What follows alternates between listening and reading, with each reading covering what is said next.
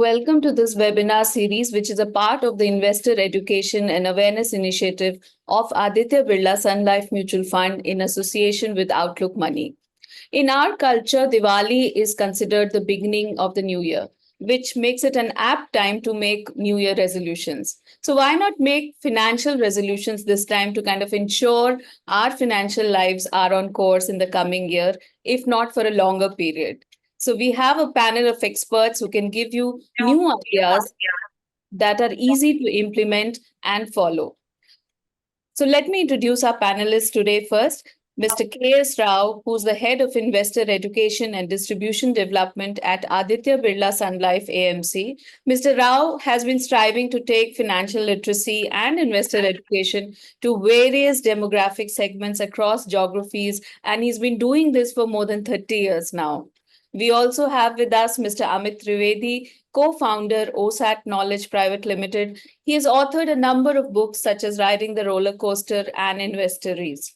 Our third panelist is Kiran Telang, a well-known certified financial planner, a SEBI-registered investment advisor, and author of Mindful Retirement and Money-Wise Perspectives for Women, the last one co-authored with Mr. Trivedi. So the topic of discussion, like I was saying, is financial resolutions this Diwali. So a very warm welcome to all of you and a happy Diwali before we start this session today. Thank you so much, Nidhi. It's great to be here. Thank you. So let me start the discussion right away. Mr. Rao, I'll come to you first. We all talk about making financial resolutions, but what is its significance since a lot of times people fail to keep them as well? Thanks once again for having me here, and it's a happy Diwali to all of you and to all the audience and all the readers of OLM and all the investors of the mutual funds. And indeed, it's a time of celebrations. Incidentally, this Diwali this year entire October has become a month of celebrations, and it's continuing to the November. And I'm glad in the October the festival celebration started with Outlook Money Retirement Conclave in Delhi. That's a and then we have a World Investor Week celebrating the investors, and today we are talking about Diwali. And incidentally, this is one festival we celebrate little longer period of time. It's some parts it's a 5 days, some parts it's a 6 days. It's incidentally it starts with Wagbaras, which they call it's a paying of the debt. Some it's a paying of the debts and starting the new account means paying off your clearing all the leverages. You can bring it down and what you can do. And then there is a Wagbaras is also considered some pockets. It's called considered as a praying to the goddess Saraswati, goddess wisdom. Wagbarish. It's a goddess. It's always goddess Saraswati. Our wisdom has given a prevalence before the Lakshmi is coming in. Then you have a celebrations. And then it's they also we also celebrate the Dhanteras, which is buying the precious metals, probably buying some good things around. And the other meaning of Dhanteras is celebrating of the god Dhanvantari is god of health. Means priority is given to the health, priority is given to the paying of the debts, priority is given to the education. That shows the wisdom what Diwali brings in is before you create a wealth, all that you need to do is clean up the cobweb, and that's the cleaning of your houses and cleaning of your mind, and that's where you're paying of the debts. And also learning that outlook, you are changing that the way outlook money, it's outlook on everything, it is getting changed. Then you have your health is a primary wealth. If you do not have a health, whatever wealth you have, there is no meaning. Then it is called Naraka Chaturdasi. It's like your the demons which you are killing in. Your behavioral biases you are killing in. Then you have a Diwali, the light of the lamps, and that you are getting out of that ignorance and bringing the light in. And this is where we call the New Year resolutions. And it's called Anakut, New Year, which is coming in Samvat, new beginning. And then we celebrate. That's where you have a resolutions after cleaning up everything. Means you have clean up your mind and you have that resolutions which you are going to the positive outcome, which is going to be a positive thing. And it's on this New Year day we also celebrate with giving the sweets to all near and dear and to all the colleagues and everyone. means celebrating the fruits with the people with whom you are working and who are with you, means it's a giving away a little bit to the society and the charity, and giving, I mean, part of the wealth is for the good of the world. And the last one is you have a bhai and you have a family to live, and we call today Vasudeika Kutumbakam, and we are all, I mean, this there is a holistic approach to the whole way of living. And this is a time, when you have a clean of your mind and clarity of thought, whatever the resolutions you are starting in, your resolutions you are taking in, it is believed because you are decluttered and you are getting there into the right way. And that's where whatever you do it, and you will get that achieved. That sankalp will become, there is nothing called a traffic jam. You are accomplishing what you intend to accomplish. This is a time, how whatever the resolutions we look at, and probably resolutions with the perspective of this 5 day or 6 day celebrations, which is a holistic approach to the wealth. All of us can look at our life. I mean, for me, I look at it, I mean, ordinary common man to look, your retirement could be the last biggest goal you look at, work with that end in mind, and then you can have your resolution for, I mean, how you can have a, I mean, retirement planning can be right, and how you can create your wealth.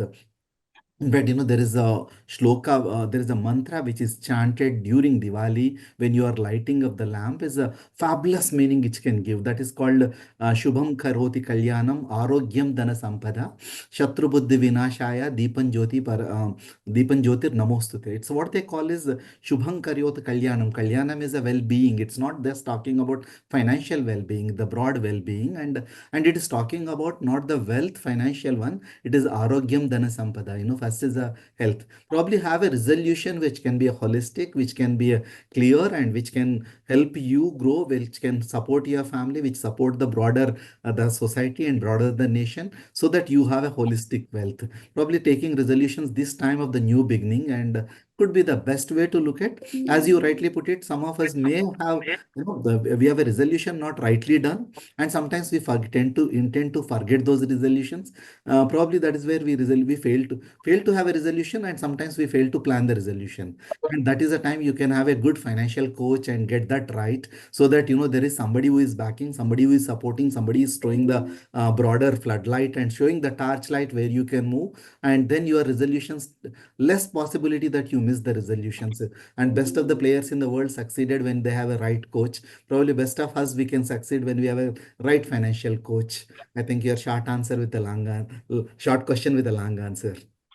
Thank you, Mr. Rao. But you've really put everything in perspective, the significance of the festival and the various aspects that, don't just throw light on general life, but wisdom and knowledge and, putting your life together, cleaning up, so many things that you've really brought out. So the second part of the question, I would rather Mr. Trivedi take in a more detailed fashion. So, of course, financial resolutions, as we see, we all end up making resolutions that, okay, I'll go for a run from Monday, but that Monday doesn't come. So what is it? Are there any ways you think are there to discipline yourself? Is there something that one can keep in mind to kind of focus and really keep these resolutions? Because a lot of times, people make these resolutions very carefully, but they're not able to keep them. So, fantastic question. First of all, very, very happy Diwali to everybody out here listening to this show, as well as all the panelists.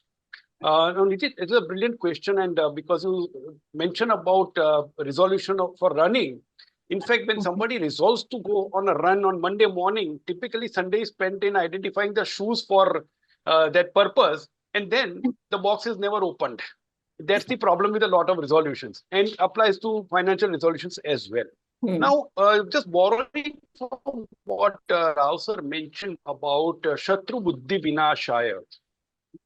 Sanskrit is a very rich language, and the way the words are placed, there could be many meanings. And one of the meanings of Shatru Buddhi is your mind, which is your enemy.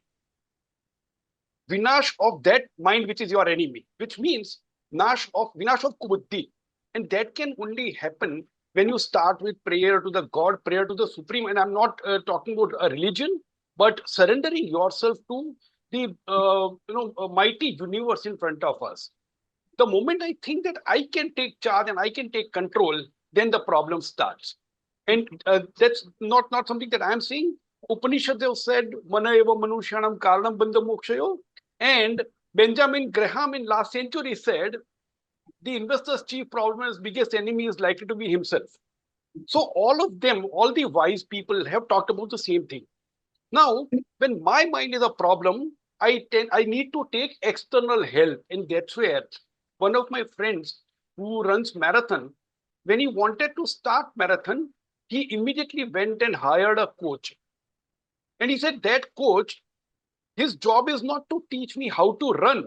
His job is to wake me up out of the bed in the morning and put me on the track so that I practice. And he said, when the coach did it for 6 months, after that, it was easy for me to get him in the morning. And still came winter and I didn't want to come out of my blankets. Again, I needed the coach. And that's the trick of the mind. So whenever you resolve to do something, first of all, let there be a purpose why you want to do that. And if you're clear with that purpose, now in the normal discussions on any other show, we would have started with saying, set your financial goals. I'm saying set a purpose.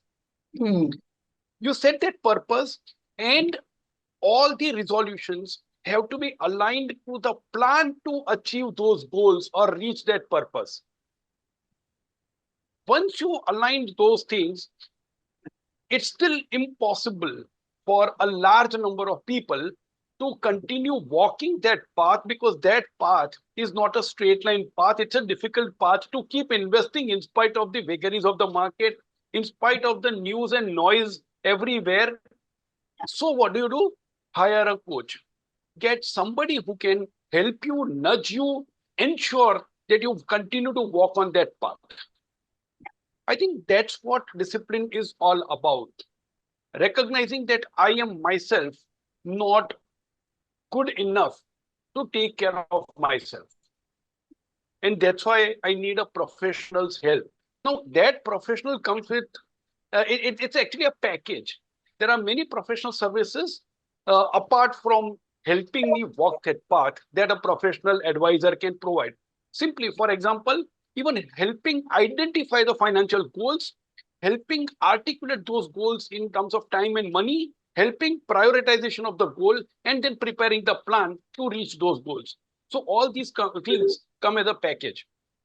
So my sense is, yeah, you can do a few things yourself, but beyond that, take a coach. Now, just to add one more point out here, a lot of times when you take certain decisions, you also might have to start playing games with yourself.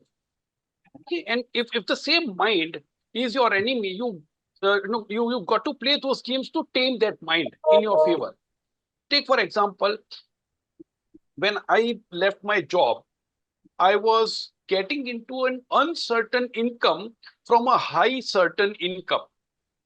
So how do you take care of your fears that how would I run my household expenses?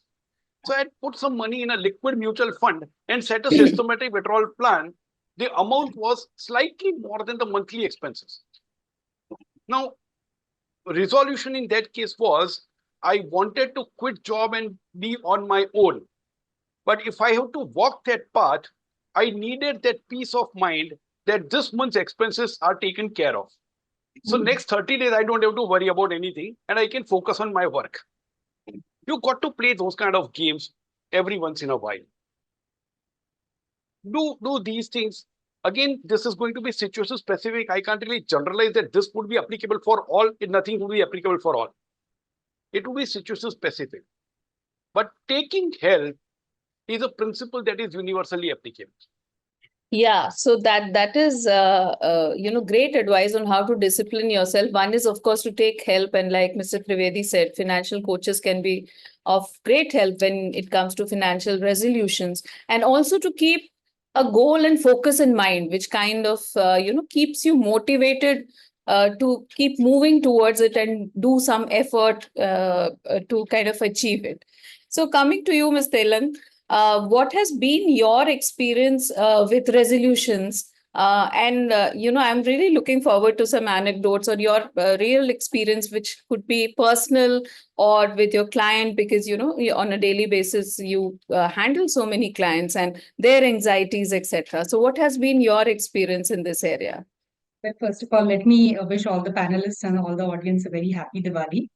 And it's a very interesting topic that we are discussing. Usually, resolutions are discussed in January. So we are discussing this earlier in the Diwali time. See, resolutions, as Amit also mentioned, they are very boring things. Why do you set resolutions? Because there is something that you are not doing in the regular run of things that you should be taking care of on a regular basis. That's not happening, and you are stuck somewhere. So the reasons for creating those resolutions are to overcome those barriers which are there to your well-being. It could be financial, it could be health related. So everybody goes through that. It is very, very normal, and we see it in our daily lives. I mean, if you think of chaos theory, I'm oversimplifying things, but in chaos theory, what happens, what is said that chaos is the natural way of things. So if we link it to Diwali, you clean your house this Diwali, by next Diwali, you have again that mess, and then you have to end up cleaning again. You look Hmm. at your documentation, you keep a resolution that I will keep things in order, but again it messes up, and we go, running around when the returns have to be filed to kind of get all the documents in place. When there's a loan to be taken, there are so many documents which are required. Nothing is in place, So these are the things which in our everyday life we find that chaos comes into play, and it is very natural. Everybody faces that. So it can be as I said, in terms of documentation, in terms of even keeping your house, you look at your wardrobe, you make it neat, and after 10 days, it's again in the same mess because chaos comes in. Hmm. Then I see again the extension of this chaos theory. There is something known as butterfly effect.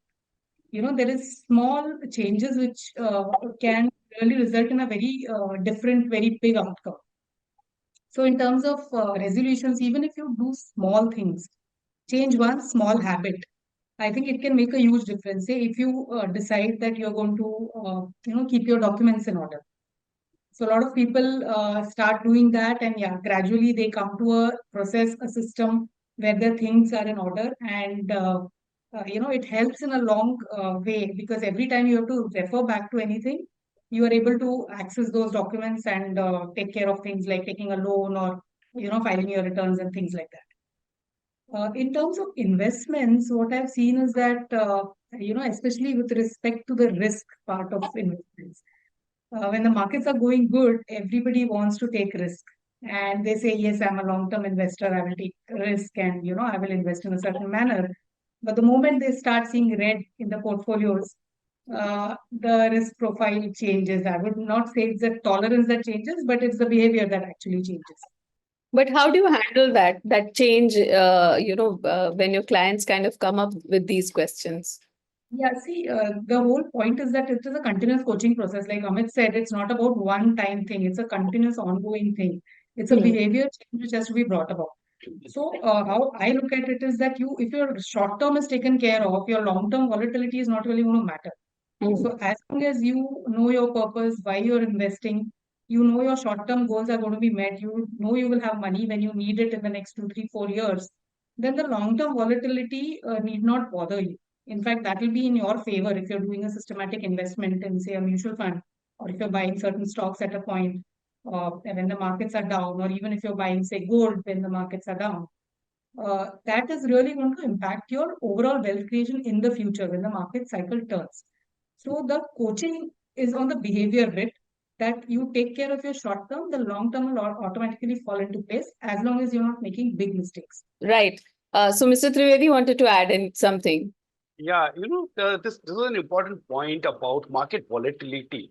Now, Kiran talked about taking care of the short and medium term so that there is enough financial ability to stay put for long term. Having said that, when I looked at my own behavior in the past, I realized that those ups and downs were making me uncomfortable.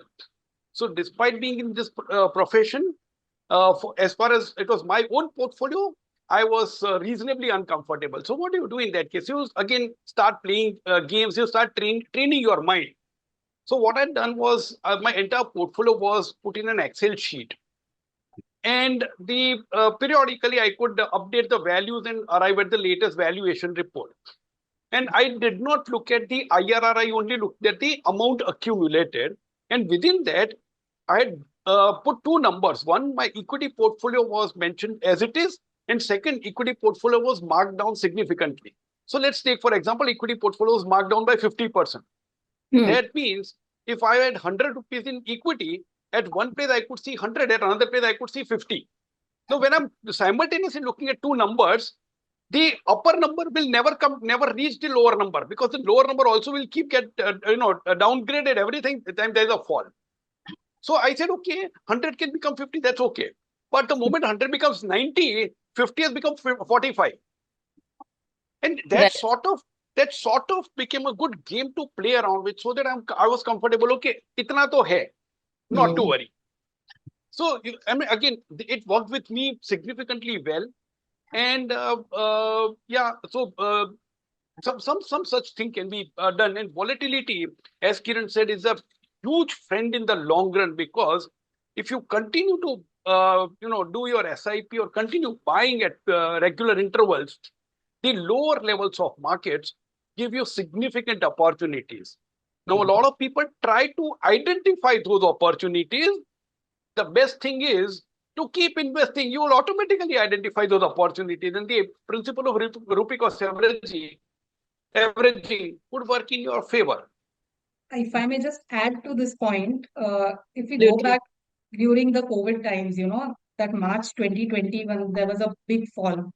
Hmm. Uh, Fortunately, people did not really see their portfolios at that time. Had they seen it at that time, they would have definitely panicked and removed the money. So fortunately, because the mind was distracted towards the COVID situation, people Hmm. did not really look at their portfolios. Either the reports were not sent or whatever, their minds were distracted. So not looking at your portfolio is another way. Don't look at it every day, because every day there's up and down, and that will unnecessarily give you anxiety. So that could be another way, that don't look at your long-term portfolio on a daily basis. Just let it go. Let it be there.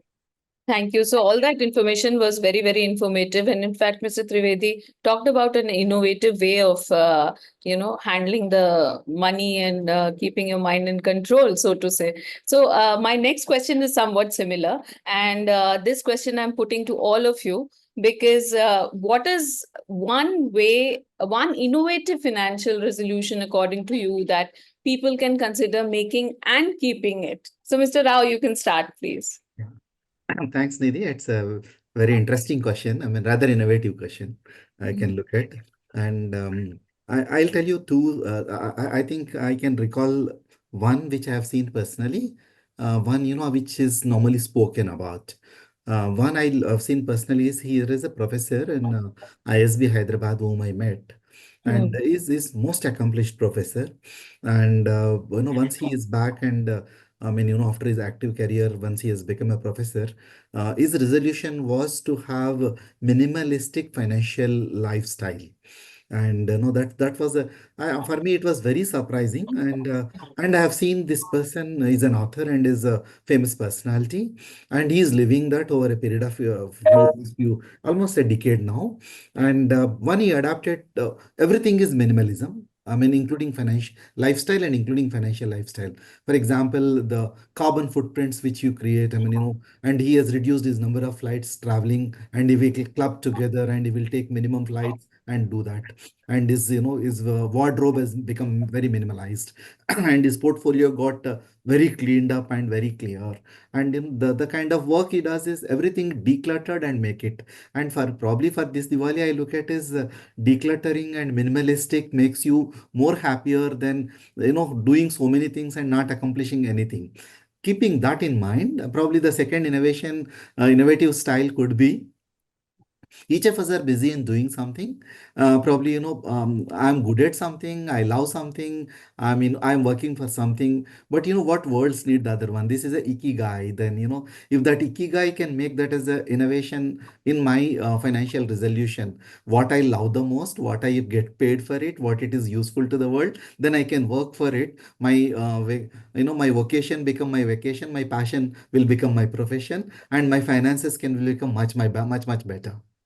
Great examples, Mr. Rao. In fact, what you said reminded me of a friend who's a former journalist and an author and a very active and happy person. And she one of the years she made this resolution. Of course, it was in January, that I will not buy any clothes this year. And she actually lived with it. So all of us do not realize that we have enough, but we keep piling up. But she actually stuck to it, and she was successful at doing that. So those are the small things that can make a difference. And to any lay person, I mean, it can also show that how much you can save without really affecting you. Because, all of us, I think, have enough and more to last more than a year, in fact. So coming to Mr. Trivedi, the same question, innovative financial resolution. So I don't know whether this will be innovative or not, because ever since you asked this question, I was wondering what could it be.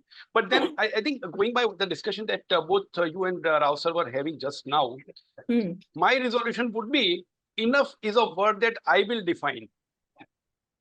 It will not be based on comparison with somebody else. Very interesting. Right? So, I mean, let's say if I've got 10 white shirts, it is actually far more than enough. But the moment I see another white shirt with another friend of mine, I may still want the 11th white shirt. Okay, I mean, I'm exaggerating by specifically mentioning white. It could be colors, prints, it could be whatever else. But I will define what is enough for me, because eventually the life is mine, and whatever decisions I take, be it financial or otherwise, I will have to face the consequences of that. So just because my neighbor bought a bigger car and that's why I want to buy a bigger car and can't afford it, 10 years down the line, there will be no car, because anyway, the life of the car is anyway not that long. And I would have a big dent in my portfolio already. Right.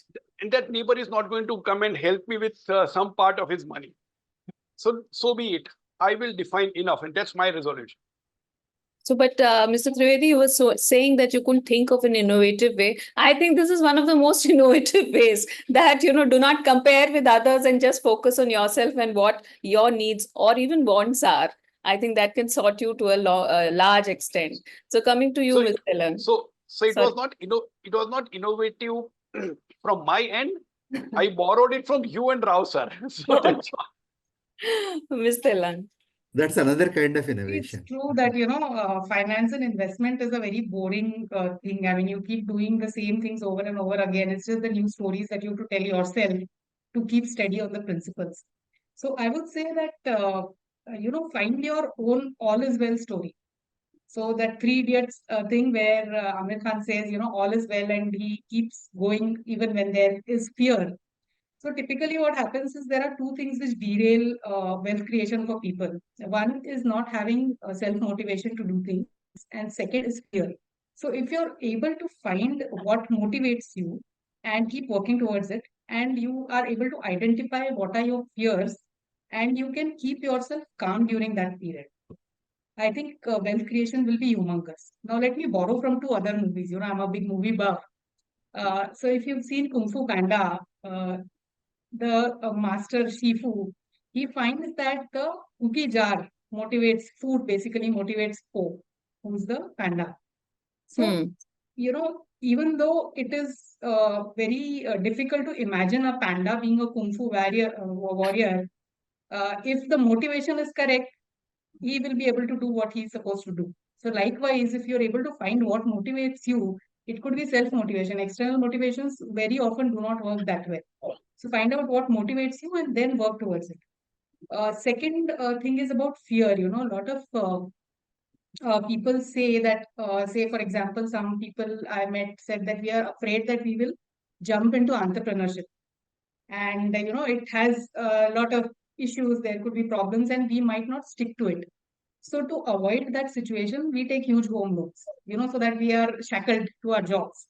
So that is one way. They know their fears and they are trying to find ways to shackle themselves not to get into that situation. Some other people say that, there is a lot of money lying in my savings account. Please take it off so that I don't spend it. So it could be small amounts, it could be large amounts. So people have different ways of spending. So they don't want to spend, they just tell us that please invest this money so that it is not there in my savings account and I don't have access.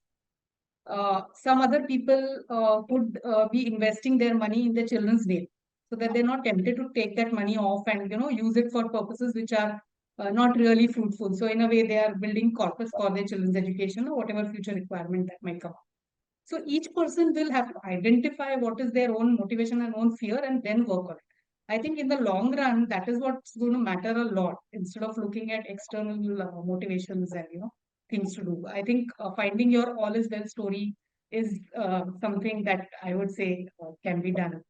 That's a great answer, Ms. Telang. Find your all is well story is something that can really guide you. And what you talked about, fear and your own working on your own mind, which Mr. Trivedi and Mr. Rao, they highlighted it in detail. I think that can be one fantastic innovative resolution that I'll work on my mind. So it is not something physical or something that I will go and invest 50K from now, but something like that will ultimately put the person on that path. So very interesting answers. And I think this, I'll nevertheless have to conclude the webinar. So the last question again to all of you, and I think this format works very well because, people keep adding to each other's answers. So, so the last one is that one tip that can help people keep their resolutions. Probably I'll go last this time. Okay. So can we start with Mr. Trivedi? You put me on the spot. Okay, I thought I'll wait for Mr. Rao's answer and borrow something from what he says, but now he's smarter than me also. Okay, so I think a few of the resolutions that can be done, so something can be done to ensure that we keep those resolutions is, when we are in sight of the goal, we typically don't mind the short-term problems. But if we do not have, we lose the sight on the goal, then the problems become bigger than the goal. So keep that sight on the goal, which is where what kind of life that you want, what financial goals you have, keep that in sight, and some part of behavior would get controlled. The second is what we were talking about just some in the previous question. Actually, all three of us were talking about. One of the problems that a lot of people share when any financial advisor asks them to save money for the future, they said, "No, but I want to enjoy life today, and you are asking me not to spend money." My observation is there is a difference between spending money and enjoying. Both may not always be linked. You may spend a lot of money and still not enjoy, and you may enjoy without spending money. Sit down with the family, list down things that you love to do together or solo, whatever it is, and you will find a long list of things that you can enjoy without spending that bomb. So that's something. If you again, it's more about training your mind to identify those opportunities. I mean, something as simple as that, going with your spouse for a stroll on a evening post dinner, that itself could be fun. Walking with your daughter and talking about her life, that's enjoyment, and it doesn't cost anything. I mean, those small things, or sitting with your mother and talking to her or asking her how she is, that's priceless. Right? So you can identify those small things, enjoy life. And then, of course, there are many other things that you can do by spending money. Do that. But when you spend money, ensure that you enjoy that vacation also, or enjoy that luxury car that you bought. After that, if you, again, defining enough, after buying your Mercedes, if you see your neighbor going in a Lamborghini, request him that, can I have a ride along with you, rather than feeling jealous about it. That's a good one. That's a good one. So keep your financial resolution simple and focus on your goals. And if it kind of makes you deter, look at other options like riding the Lamborghini of your neighbor. So Yeah. come to Miss Telang next. Yeah, I would say a simple line. A journey of 1,000 miles starts with a single step. Hmm. So a lot of times people get scared of their own audacious goals that they have. So it could be buying a Lamborghini, but that is definitely possible. It has to start with one small step, the decision to do things and put into action whatever decisions you have made about how you're going to live your life. So it could be not only just starting an investment, it could also be getting things in order. Say, for example, there could be a lot of loans which are unnecessary and which are uh, maybe high interest loans. So just cut down on those. So that will give you more money in hand. I'm talking of the financial bit. So that can add gradually and actually take you towards that goal. So I actually had someone who had five different loans when they came to me, and gradually we kind of finished off those loans and put them on track to buying a house, which was their primary goal.